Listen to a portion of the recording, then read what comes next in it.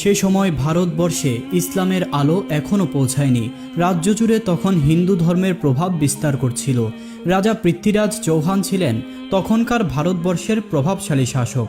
তিনি প্রতিদিন নিয়ম করে মন্দিরে গিয়ে দেবদেবীর পূজা করতেন, আর তার অনুসারীরাও অগ্নিপূজা ও নানান কুসংস্কারে লিপ্ত ছিল। সেখানকার মানুষ তখন অজ্ঞানতার অন্ধকারে নিমজ্জিত ছিল। এদিকে এক রাতে হজরত খাজা মঈনুদ্দিন চিশতি রহমাতুল্লাহি আলাইহি নিজের ঘরে শায়িত ছিলেন। গভীর রাতে ঘুমের মাঝে তিনি এক অপূর্ব স্বপ্ন দেখলেন।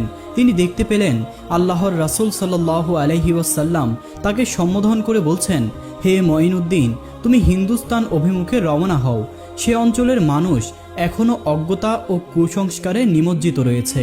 তোমার দায়িত্ব হলো সেখানে দ্বীনের দাওয়াত পৌঁছে দেওয়া এবং তাদেরকে আল্লাহর পথে আহ্বান করা। এই স্বপ্ন দেখে হজরত খাজা মঈনুদ্দিন চিশতি ঘুম থেকে জেগে উঠলেন এবং তার হৃদয়ে দীপ্ত এক নির্দেশনা নেমে এলো। অতঃপর তিনি আর দেরি না করে পরদিনেই কিছু বিশ্বস্ত সঙ্গী সাথী নিয়ে হিন্দুস্তানের দিকে রওনা হলেন। অনেক দীর্ঘ ও ক্লান্তিকর সফরের পর অবশেষে তারা ভারতবর্ষের রাজস্থানে পৌঁছালেন। সেখানেই ছিল আজমির, যা ছিল রাজা পৃথ্বীরাজের রাজধানী। রাজা পৃথ্বীরাজ ছিলেন এক কঠোর ও কঠিন শাসক। কেউই তার বিরুদ্ধে একটি কথাও বলার সাহস রাখত না। তবে হজরত খাজা মঈনুদ্দিন চিশতি রহমাতুল্লাহি আলাই আল্লাহর উপর পূর্ণ আস্থায় ভর করেই তাদের কাছে দ্বীনের দাওয়াত দেওয়ার জন্য রওনা হয়েছিলেন। অতঃপর দীর্ঘ সফরের ক্লান্তি নিয়ে খাজা মঈনুদ্দিন চিশতি ও তার সফর সঙ্গীরা আজমিরের বিখ্যাত তারাগড় পাহাড়ের পাদদেশে বিশ্রামে বসেছিলেন। এমন সময় নামাজের ওয়াক্ত হয়ে গেল। তখন খাজা সাহেব শান্ত গলায় সঙ্গীদের উদ্দেশ্যে বললেন, নামাজের সময় তো হয়ে গেছে, অজু করতে হবে, কিন্তু আমাদের কাছে তো অজু করার মতো পানি নেই। তোমরা আশেপাশে কোথাও পানি খুঁজে দেখো। তার নির্দেশ অনুযায়ী দুইজন মুরিদ একটি লোটা হাতে নিয়ে পানির খোঁজে রওনা হলেন। কিছুটা পথ পেরিয়ে তারা দেখতে পেলেন সামনে এক সুবিশাল জলাধার বিস্তৃত, আজ যেটি আনা সাগর নামে পরিচিত। কিন্তু সেখানে গিয়ে তারা দেখলেন আনা সাগরের চারপাশে কড়া পাহারা বসানো। রাজা পৃথ্বীরাজের সেনাবাহিনী চারদিক থেকে জলাধার ঘিরে রেখেছে। সৈন্যরা তাদেরকে দেখে সন্দেহ ভরা দৃষ্টিতে প্রশ্ন করল, তোমরা কারা? এখানে কেন এসেছো? আগে তো তোমাদের কখনো দেখিনি। সঙ্গীরা বিনয়ভাবে উত্তর দিল, আমরা খাজা মঈনুদ্দিন চিশতি রহমাতুল্লাহি আলাইহি এর মুরিদ। আমরা এখানে অজুর জন্য একটু পানি নিতে এসেছি। তাদের কথা শুনে প্রহরীরা সকলেই হেসে উঠল এবং বলল, তোমরা বুঝি রাজা পৃথ্বীরাজের নাম শুনোনি? তার নির্দেশে এই জলাধারের পানি কেউ ছুঁতেও পারবে না। পানি নেওয়া তো দূরের কথা, এতে হাত দিলেই তা অপবিত্র হয়ে যাবে। রাজ হুকুম অমান্য করলে তার পরিণাম ভয়াবহ হবে। এই কথা বলেই তারা মুরিদ দুজনকে তিরস্কার করে সেইখান থেকে তাড়িয়ে দিল। অতঃপর সেই দুইজন মুরিদ দুঃখ ভারাক্রান্ত হৃদয়ে খাজা মঈনুদ্দিন চিশতি রহমাতুল্লাহি আলাইহি এর কাছে ফিরে এলেন। তাদের চেহারায় হতাশা দেখে তিনি জিজ্ঞেস করলেন, তোমরা ফিরে এলে কেন? তোমরা কি কোথাও পানির সন্ধান পাওনি? তারা বিনীতভাবে উত্তর দিলেন, হুজুর, পানি তো ছিল, কিন্তু আমাদের নিতে দেওয়া হয়নি। সেখানকার রাজার পাহারারত সৈন্যরা বলল, রাজা পৃথ্বীরাজের কঠোর নির্দেশ, এই সাগরের পানি কেউ নেওয়া তো দূরের কথা, বরং তা স্পর্শও করতে পারবে না।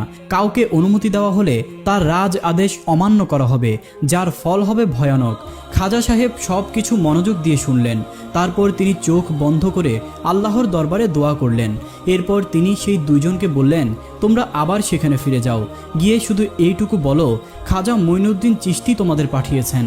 আল্লাহর উপর পূর্ণ আস্থা রেখে সেই দুইজন মুরিদ পুনরায় রওনা হলেন। আগের মতোই তারা আনা সাগরের ধারে পৌঁছালে প্রহরীরা আবার তাদেরকে বলল, তোমরা আবার কেন এসেছো?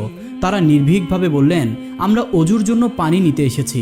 সৈন্যরা তখন বিরক্ত হয়ে বলল, তোমাদের আগেই তো বলে দিয়েছি বাহিরের কেউ এই সাগরের পানি নেওয়া সম্পূর্ণ নিষেধ।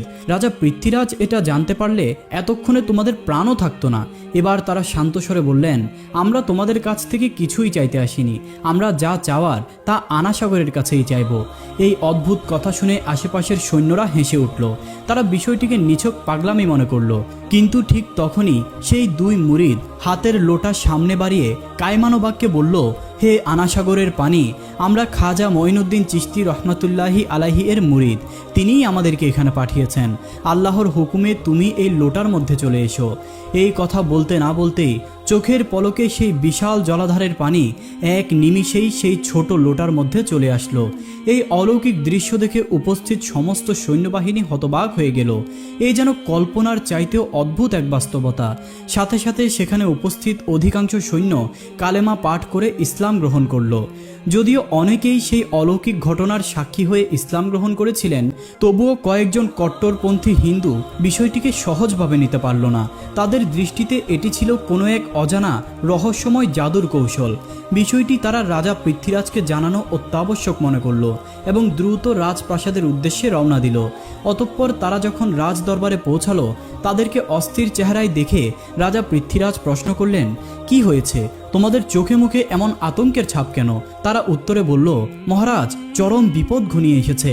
রাজা বিস্মিত হয়ে জিজ্ঞেস করলেন, বলো এমন কি ঘটেছে? তারা তখন বলল, মহারাজ, অচেনা এক ব্যক্তি, দেখতে ফকিরের মতো হলেও কার্যকলাপে তারা ঠিক যেন এক অসাধারণ জাদুকর। তিনি এমন কিছুর সাক্ষাৎ দিয়েছেন যা আমাদের বিশ্বাসকেও হার মানিয়েছে।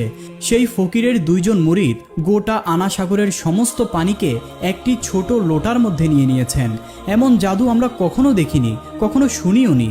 এই বর্ণনা শুনে রাজা পৃথ্বীরাজ হতভম্ব হয়ে গেলেন।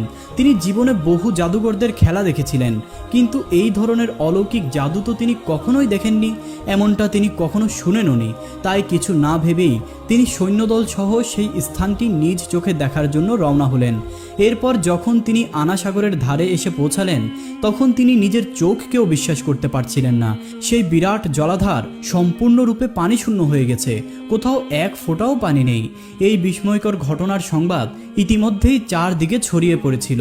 আজমিরের মানুষজন দলে দলে ছুটে আসতে লাগলো খাজা মঈনুদ্দিন চিশতি রহমাতুল্লাহি আলাইহির সান্নিধ্য লাভের আশায়। এদিকে নামাজ শেষে খাজা মঈনুদ্দিন চিশতি রহমাতুল্লাহি আলাইহি ও তার সাথীরা প্রশান্ত মনে বসেছিলেন। ঠিক তখনই রাজা পৃথ্বীরাজ সেখানে এসে উপস্থিত হলেন। তিনি তখন দেখতে পেলেন অনেক হিন্দুই ইতিমধ্যেই ইসলাম গ্রহণ করেছে। এই দৃশ্য দেখে তার মনে আগুন জ্বলে উঠল, তবে রাগ প্রকাশ না করে তিনি নিজেকে সামনে নিলেন। আসলে পৃথ্বীরাজ ছিল একজন বুদ্ধিমান এবং কট্টর হিন্দুত্ববাদী। তিনি তীক্ষ্ণ দৃষ্টিতে খাজা সাহেবের দিকে তাকিয়ে বললেন, তুমি কে? কি কারণে এখানে এসেছো? খাজা মঈনুদ্দিন চিশতি রহমাতুল্লাহি আলাই বিনয়ের সঙ্গে বললেন, আমার নাম মঈনুদ্দিন চিশতি। আল্লাহর আদেশ এবং রাসূল সাল্লাল্লাহু আলাইহি ওয়াসাল্লামের নির্দেশে আমি এই ভূমিতে এসেছি। পৃথ্বীরাজ কটাক্ষ করে বলল, তবে তুমি কি সেই জাদুকর যে নিজের শক্তিতে আনা সাগরের পানি উধাও করে দিয়েছ? খাজা মঈনুদ্দিন চিশতি রহমাতুল্লাহি আলাইহি তখন দৃঢ় কণ্ঠে জবাব দিলেন, আমি কোনো জাদুকর নই, আমি কেবল একজন বিনীত বান্দা যিনি আল্লাহর হুকুম পালন করেন। আমি অজুর জন্য ওই সাগর থেকে শুধু এক লোটা পানি চেয়েছিলাম, কিন্তু তোমার সৈন্যরা এক লোটাও পানি দিতে অস্বীকার করছিল। তাদের ঔদ্ধত্যের জবাবে এই পানি আল্লাহ তাআলাই তুলে নিয়েছেন। এমন যুক্তিপূর্ণ ও স্বচ্ছ বক্তব্য শুনে উপস্থিত জনতা স্তব্ধ হয়ে গেল। কেউ কোনো কথা বলার সাহস পাচ্ছিল না। কিন্তু পৃথ্বীরাজ সহজে হার মানার মতো মানুষ ছিল না। তিনি বুঝে গিয়েছিলেন এই ব্যক্তি সাধারণ কেউ নন। তিনি কৌশল অবলম্বন করে এক নতুন রূপ নিলেন। তখন তিনি চোখে জল এনে বললেন, আপনারা যদি আমাদের শাস্তি দিতেই চান তাতে কোনো আপত্তি নেই, কিন্তু দয়া করে এই সাধারণ মানুষ আর নিষ্পাপ শিশুদের দিকে তাকান। তাদের জন্যই অন্তত ওই আনা সাগরের পানিগুলো ফিরিয়ে দিন। হযরত খাজা মঈনুদ্দিন চিশতি তখনই বুঝে গিয়েছিলেন যে রাজার মুখে এক কথা এবং মনে অন্য কিছু, কিন্তু তবুও মানবতার খাতিরে তিনি